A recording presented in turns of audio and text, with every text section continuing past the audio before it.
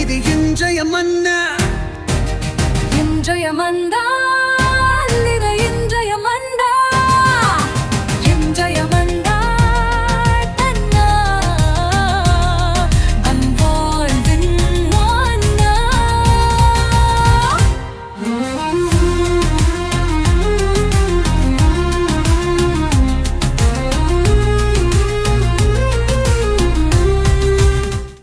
இயேசு கிறிஸ்துவுக்கு பிரியமான அன்பு இறை உறவுகளே, நண்பர்களே, உங்கள் ஒவ்வொருவருமே சிறப்பாக இந்த புதிய நாளில் சந்திப்பதிலே மிகுந்த மகிழ்ச்சி.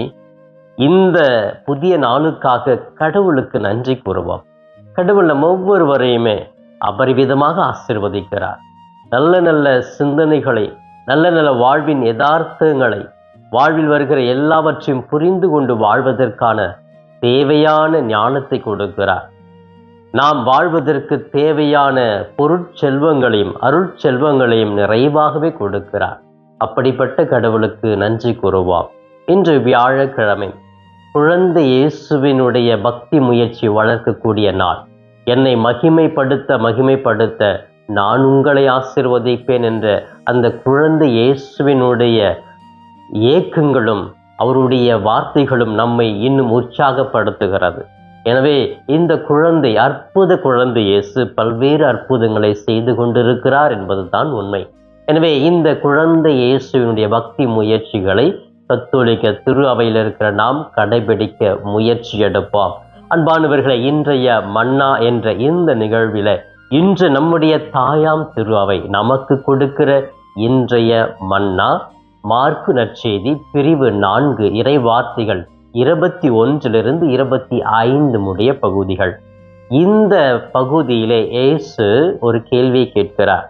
விளக்கை எதற்காக கொண்டு வருகிறார்கள்? மரக்காலின் உள் வைப்பதற்கா அல்லது கட்டளின் அடியில் வைப்பதற்காக? இல்லை, இதை விளக்கு கொண்டு வருவது அந்த மேல் பகுதியிலே வைத்தால் அது எல்லாருக்குமே வெளிச்சமாக தெரியும். எனவே அந்த விளக்கை கொண்டு யாரும் மறைத்து வைப்பது கிடையாது, யாருக்கும் தெரியாத இடத்தில் புதைத்து வைப்பது கிடையாது. மாறாக அனைவரும் பார்க்கும்படி, எல்லாம் தெரியும்படி அதை உயர்த்தி வைப்பார்கள் என்று இயேசு சொல்லுகிறார். இந்த பகுதியை இதை சொல்லிவிட்டு ஆண்டவர் அழகாகவே சொல்லுகிறார், நீங்கள் எந்த அளவையால் அளப்பீர்களோ அதே அளவால் உங்களுக்கும் அளக்கப்படும். உள்ளவனுக்கு கொடுக்கப்படும், இல்லாதவனிடமிருந்து உள்ளதும் எடுக்கப்படும். இப்ப ஏன் இயேசு கிறிஸ்து இந்த மாதிரி ஒரு நற்செய்தியை, இந்த வார்த்தையை சொல்லுகிறார் என்று பார்க்கிற பொழுது, கடவுளால் படைக்கப்பட்ட நாம் எல்லாம் மறைவாக இருப்பதற்கு அல்ல, பதுங்கி இருப்பதற்கு அல்ல, நாம் பிறருக்கு ஒளி கொடுப்பவர்களாக மாற வேண்டும். நாம் பிரகாசிக்க வேண்டும். நம்முடைய குணங்களை, கடவுள் கொடுத்த எல்லா திறமைகளையும் மக்களுக்கு வெளிப்படுத்த வேண்டும், அதை கொண்டு வர வேண்டும். இன்னைக்கு அந்த ஒரு நல்ல பண்பு இல்லை. சுயநலத்திற்காக நான் செய்யணும்னா செய்வேன், இல்லைன்னா செய்ய மாட்டேன், என்னத்தை செஞ்சு என்னத்தை சாதிக்க போகிறோம், அப்படியே ஓரமாக ஒதுங்கிட்டு போயிடுவோம். ஒரு படத்தில் வர ஒரு காட்சி கூட எனக்கு நினைவுக்கு வருகிறது. அந்த காட்சியில் என்ன சொல்லுவோன்னா, ஒரு சின்ன பையன், ஸ்கூல் படிக்கிற பையன், எந்த வம்புக்கும் தொம்புக்கும் நம்ம போயிடக்கூடாதரா, இருக்கிற இடம் தெரியாமல் இருந்துட்டு வரணும் அப்படின்னு சொல்லிட்டு ஒரு அப்பா பிள்ளைகிட்ட சொல்லக்கிற ஒரு டயலாக், இருக்கிற இடம் தெரியாமல் இருந்துட்டு போயிடணும்டா அப்படின்னா, அப்போ மனுஷனா பிறந்து நம்ம இருக்கிற இடம் தெரியாமல் இருப்பதற்காக கடவுள் படைத்திருக்கிறார்? இல்லை, பிறர் முன்பாக ஒளிர வேண்டும், எல்லார் முன்பாக நம்முடைய திறமைகள் தெரிய வேண்டும், நாம் பல காரியங்களை சாதிக்க வேண்டும். சாதிக்க பிறந்தவர்கள் நாம் பிற மாற்றங்களை கொண்டு வர நம் கடவுள் நம்மை அழைத்திருக்கிறார், படைத்திருக்கிறார் என்பதை புரிந்து கொள்ள வேண்டும். அன்பானவர்களே, எப்பொழுதுமே அந்த ஒளியானது பிரகாசமாக இருக்கிற பொழுதுதான் மற்றவர்களுக்கு அது தெரிகிறது. அந்த ஒளியை கொண்டு மரக்கால கவுத்து வச்சு மூடிட்டோம்னா அந்த ஒளி தெரியுமா? இருண்டாதான் இருக்கும். அப்போ நம்முடைய வாழ்க்கையில நல்ல தேவையான கடவுள் கொடுத்த எல்லா திறமைகளையும் மூடி வச்சுக்கிட்டு அப்படியே ஒதுங்கிட்டு இருந்தோம்னா யாருக்கும் எந்த பயனும் கிடைக்காது. இதுக்கு நல்ல உதாரணம், ஒரு பள்ளிக்கு நான் ஆசிரியர்களை ஊக்குவிக்க அவர்களுக்கு மோட்டிவேஷன் டாக் கொடுக்க போயிருந்தேன். அப்போ அதில் ஒரு ஆசிரியர் என்கிட்ட சொன்னாங்க, நான் எவ்வளோ படிச்சுட்டு இருக்குன்னு தெரியுமா, எனக்கு என்ன எவ்வளோ திறமை தான் இருக்குன்னு தெரியுமா, ஆனால் ஒன்று கூட நான் மக்களுக்கு காட்ட மாட்டேன். ஏன்னா என்னை அவங்க புரிஞ்சிக்கல, என்னை தெரிஞ்சிக்கல, என்னுடைய திறமைகள் அவங்களுக்கு தெரியல அப்படின்னு சொல்லிட்டு எல்லா திறமையும் நல்லா பாடுவாங்களாம், நல்லா டான்ஸ் ஆடுவாங்களாம், நிறையா மேடை பேச்சு பேசுவாங்களாம், கவிதை எழுதுவாங்களாம், நிறைய ஆர்டிக்கல் எழுதியிருக்கிறாங்கன்னு அவனு அதெல்லாம் செஞ்சுட்டு அவனா வந்த புது ஆசிரியர்களுக்கு அவங்க பற்றி தெரியல. ஏன்னா அதுக்கப்புறம் ஒரு சின்ன பிரச்சனையில் அவங்க வெளியே வந்து எதுவுமே செய்யாமல் எல்லாத்தையும் மறைச்சி வச்சுக்கிட்டு அப்படியே இருந்தாங்க. அப்போ அதுக்கப்புறம் ஒரு 3-4 வருஷம் கழிச்சு நான்லாம் எப்படிப்பட்டவங்க அப்படின்னு சொல்லிட்டு அந்த ஆசிரியர்கிட்ட சொன்னால் எப்படி தெரியும்? அப்போ நீங்கள் அதை வெளிக்கொண்டு வந்து செஞ்சால் தான், ஓ பரவாயில்லையா டீச்சர்ஸ் இவ்வளோ திறமை இருக்குதுன்னு சொல்லுவாங்க. ஆனால் எனக்கு எல்லாமே தெரியும், நான் இது எதுவுமே வெளியே காட்ட மாட்டேன் அப்படின்னு ஒவ்வொரு நிகழ்ச்சி நடக்கும் பொழுது மற்றவங்கள்ட்ட போய் சொல்லுவேன், இதை விட நான் பெஸ்ட்டாக செஞ்சுருப்பேன், இதை விட நான் பெஸ்ட்டாக செஞ்சுருப்பேன் அப்படின்னு சொல்லுவாங்க. ஸோ அந்த மாதிரி செஞ்சால் தான் தெரியும், உள்ளுக்குள்ளே இருந்தால் தெரியாது. பிரியமானவர்களே, நம்முடைய வாழ்க்கையில் நமது திறமைகளை முன் வந்து செய்ய வேண்டும். அப்படி செஞ்சோம்னா இன்னும் நிறைய கொடுப்பார். அதை இறுதியில் சொல்லுவார், இருப்பவர்களுக்கு மிகுதியாக கொடுக்கப்படும். பாருங்க, இந்த திறமை என்கிட்ட இருக்கு, நான் பாடுறேன்னு வச்சுக்க, நல்லா பாடிக்கிட்டே இருந்தால் இன்னும் அந்த பாட்டு மூலமா நிறைய திறமைகளை கொடுப்பார். நிறைய நம்ம உலக அளவில் ரீச் ஆகிற மாதிரி நம்ம உயர்த்துவார்.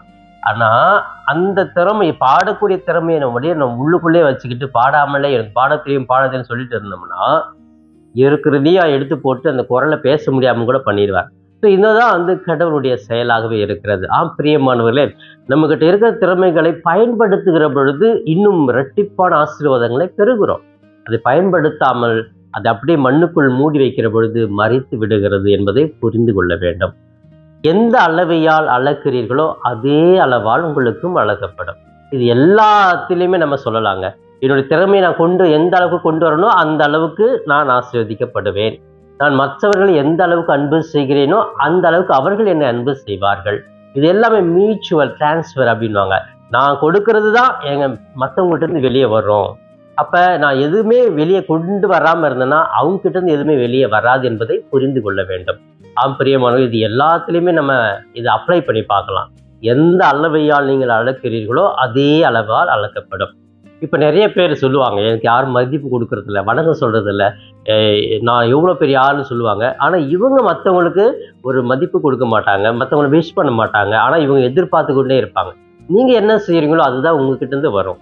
ஒரு சில சாமியார்களும் சரி, ஸ்கூலில் டீச்சர்ஸ்லாம் சொல்லுவாங்க, இந்த பையன் எனக்கு விஷ் பண்ணவே மாட்டேங்கிறான், என்னன்னே தெரியல அப்படின்னு சொல்லிட்டு அவன் மேலே ரொம்ப பயங்கர கோபமாகவே இருப்பாங்க. இதுக்கு என்ன காரணம்? அந்த பையனா காரணம் இல்லை, நம்ம தான் காரணம். ஏன்னா நம்ம அவங்க மேலே ஒரு ஈடுபாடு இல்லை, நம்ம விஷ் பண்ணலை. நம்ம முதல்ல அவனை விஷ் பண்ணியிருந்தோம்னா அவனே பார்த்துட்டு, ஐயோ டீச்சர் என்னை விஷ் பண்ணாங்க, நான் விஷ் பண்ண சொல்லிட்டு அவன் பண்ணுவான். அப்போ நான் என்ன செய்கிறனோ அதுதான் எனக்கு பதிலாக கிடைக்கும். நான் எப்படி ஒதுங்கி போகிறனோ, எப்படி கோபமாக இருக்கிறனோ, அதே போல தான் அடுத்த பக்கத்துல இருந்தும் நம்மையில வந்து ஒதுக்கிடுவாங்க, நம்ம பார்க்க மாட்டாங்க, பேச மாட்டாங்க. இதை நாம் உள்வாங்கி புரிந்து கொண்டு நம்முடைய வாழ்க்கையிலே நாம் என்ன மற்றவருக்கு செய்கிறோமோ அதே தான் நமக்கும் கிடைக்கும். ஒரு பாலை மேலே தூக்கி போடுறோம், அது திரும்ப கீழே நம்மக்கிட்ட தான் வருது. ஒரு சுவரில் அடிக்கிறோம், அது நம்ம நோக்கி தான் வருது. அது அங்கே போயிட்டு நம்மக்கிட்ட வர்ற மாதிரி நான் என்ன செய்கிறனோ அதுதான் எனக்கு கிடைக்கும் என்பதை புரிந்து கொள்ள வேண்டும். இன்னைக்கு திருமணத்தில் மற்ற ஃபங்க்ஷனில் வந்து மொய் எழுதுவாங்க இல்லையா? நீங்கள் 100 ரூபாய் வச்சிங்கன்னா அவங்களும் வந்து 100 ரூபாய் வைப்பாங்க. நீங்கள் 10,000 வச்சிங்கன்னா அவங்க 10,000 வைப்பாங்க. நீங்கள் 1 பவுன் நகை கொடுத்தீங்கன்னா அவங்க 1 பவுன் நகை கொடுப்பாங்க. எவ்வளோ கொடுக்குறீங்களோ அவ்வளோ நம்ம பெற்றுக்கொள்ளலாம். இது யதார்த்தம் பிரியமானவர்களை. இது எந்த அளவுக்கு நம்ம கடவுளுடைய உறவுகள் கூட, கடவுள் நம்ம ஜெபிக்கிறோம் அப்படின்னு நம்பிக்கையோடு இருக்கிறோம்னா, எந்த அளவுக்கு நான் கடவுள் மீது நம்பிக்கை வச்சிருக்கணும் அந்த அளவுக்கு கடவுள் என் மீது நம்பிக்கை வைக்கிறார், எனக்கு எல்லாமே கொடுக்கிறார். இது எல்லாமே நம்முடைய வாழ்க்கையில் நான் எப்படி இருக்கிறேனோ, எப்படி செயல்படுகிறேனோ அப்படித்தான் என்னை சார்ந்தவர்களும் என்னோடு இருப்பவர்களும் செயல்படுவார்கள் என்பதை புரிந்து கொண்டு நமது திறமைகளை ஒளியாக பிறர் முன் ஒளிரச் செய்வோம். நமது திறமைகளை வெளிக்கொண்டு வந்து பயனுள்ளதாக மாற்றுவோம். இதுதான் இறைவன் விரும்புவது. எனவே எந்த அளவுக்கு என்னுடைய திறமைகளை, என்னுடைய செயல்பாடுகளை வெளியே கொடுக்கிறேனோ அந்த அளவுக்கு நானும் பெறுவேன் என்ற உண்மையை புரிந்து கொள்ள வேண்டும். எனவே பிரியமானவர்களை, உள்ளவருக்கு கொடுக்கப்படும், இல்லாதவரிடமிருந்து ஏதாவது 1-2 இருக்குது இல்லையா, மனசு கொடுத்திருப்பார், அதையும் ஆண்டவர் எடுத்து விடுவார் என்பதை புரிந்து கொண்டு வாழ முயற்சி எடுப்போம். இப்பொழுது கண்களை மூடி ஜெபிக்கலாமே. எங்களை நேசிக்கும் எங்கள் தாயும் தந்தையுமான இறைவா, உம்மை போற்றுகிறோம், வாழ்த்துகிறோம், ஆராதிக்கிறோம், நன்றி கூறுகிறோம். அன்பு தெய்வமே, எங்களை வழி நடத்தும் தகப்பனே, இந்த நாளுக்காக நன்றி. இந்த நாளிலே சிறப்பாக குழந்தை இயேசு, அற்புத குழந்தை இயேசுவினுடைய நாளிலே இந்த அற்புத குழந்தை இயேசுவை நாடி அநேக அற்புதங்களை, அதிசயங்கள் பெறுகிற மக்கள் ஏராளமாக இருக்கிறார்கள்.